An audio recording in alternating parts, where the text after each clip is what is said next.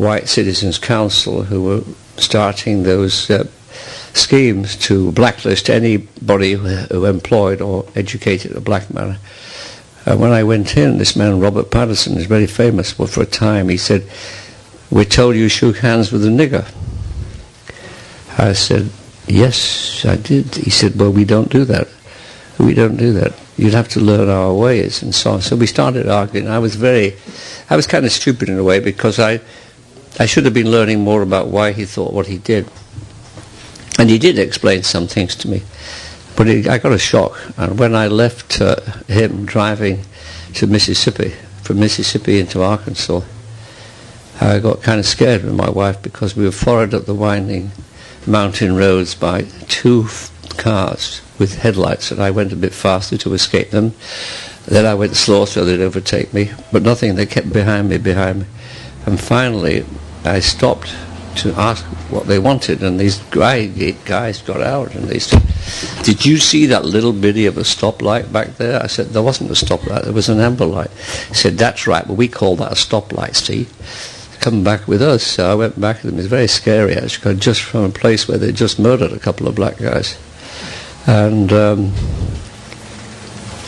they kicked stones outside the building, took me into a man who said he was the sheriff, and he fined me the equivalent of what would be today about $700, a huge amount. It wasn't a lot then, but he fined me. I've got it in the book here. So anyway, after all this experience, I go back. I get a job as an editor of a northern provincial paper. So I get a chance to put into practice some of the things I'd learned in America about investigative journalism. And I'll never forget I picked up the Sunday Times one day, a paper I'd never dreamed I would one day edit. And there was a paragraph there like this size, describing in British Columbia how they were creating a program to give all the women pap smears for cervical cancer, which they thought would save a lot of lives. This was 1963. So I said we're a very small staff and no money, but I said, let's find out about this and see what we're doing in England. But we were doing nothing. So after an investigation, we started a campaign to introduce this system into Britain. British National Health Service, which was, I thought, pretty good. We didn't get anywhere. So I wrote a pamphlet, I wrote editorials, I bombarded MPs, and gradually we started to build up questions in the House of Commons. The minister was Mr. Enoch Powell, who later made a famous racist speech. And every time an MP got up and said, "Will the minister now introduce a scheme to detect cervical cancer in women when it's preventable as a disease?" And he said, "No, sir. No, sir. No, sir. No, sir. No, sir." And then one splendid day, the answer was yes. And it was a new minister. So he started this program. 2,000 or 3,000 women were dying every year unnecessarily. So the program was started, and one of the first things I did when I got the Sunday Times, was the hugely powerful paper. I mean, more powerful than the Sunday Times here. It was 1.5 million circulation.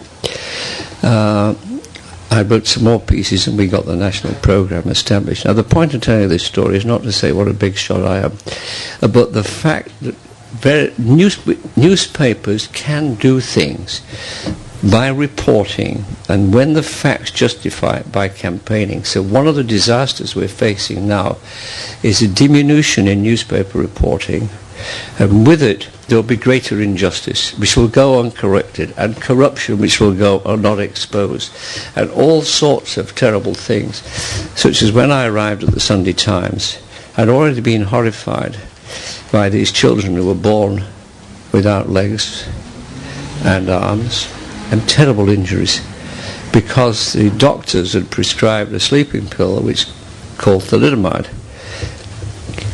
And the scandal was the minister, the same Mr. Powell, would not have an inquiry, the government would not have an inquiry, and the drug company would not compensate them. After a long while, the parents had to sue. Can you imagine? Here you are trying to bring up a legless or armless, or somebody with terrible injuries, maybe blind, and hundreds of them, and no help at all for an injury inflicted on you with government approval. course, the government disowned all responsibility, though it had passed the drug by a committee, and family doctors in the National Health Service had given it to patients. So if a government runs the health service, it has a responsibility to the people.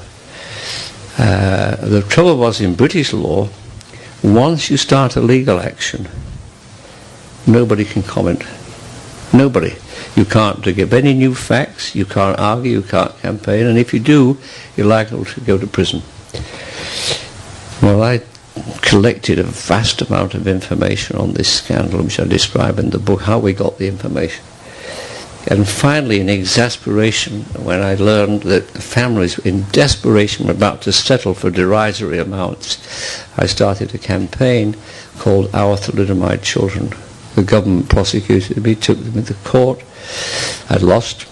Then I went to appeal. I won on appeal. And then the government appealed against me and took me to the House of Lords.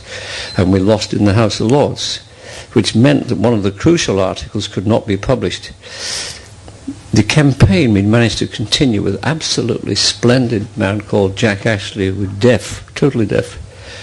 And I never forget, I got a letter from the Attorney General one day saying he wouldn't prosecute me for arguing the moral campaign, but if I commented on the legalities, he would. That was very important, because I could continue the moral campaign and was having a huge success, thousands and thousands of letters from readers. So I rushed out. I said to the secretary, get hold of Jack Ashley. I want to tell him this very important news. I couldn't get him. I had to go to lunch, and very important to get this through to him. And the phone rang. It was Jack. Jack here. Because he was deaf, he had no idea about his articulation or anything. I said, Jack, you tell him he's not going to, we're going to run the moral campaign, we're going to be able to do it. And there was a long silence. He said, go slowly, Harry. The point was that his wife was taking my words and lip reading to him, and he was watching that. Then he was talking to her, and then she was speaking to me.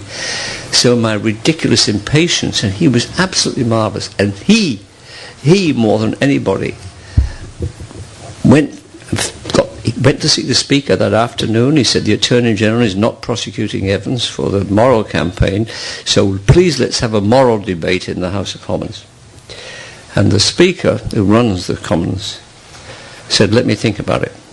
And the next morning he sent for Jack, and they argued a bit, and finally said, okay, you can put this motion before the Commons. Well, that was the beginning of the end of the distillers' resistance, and we won £20 million for them and got them compensation. When I go back to England today, I went back and I saw some, and I felt really, really sorry, because 20 odd years on, they were rescued then, but they're still not properly cared for, because they're inhabiting bodies 25 years older themselves. I met a woman without legs, without arms, who gets care 33 hours a week for the rest of the week. She has to get about her house as best she can. She can't go out.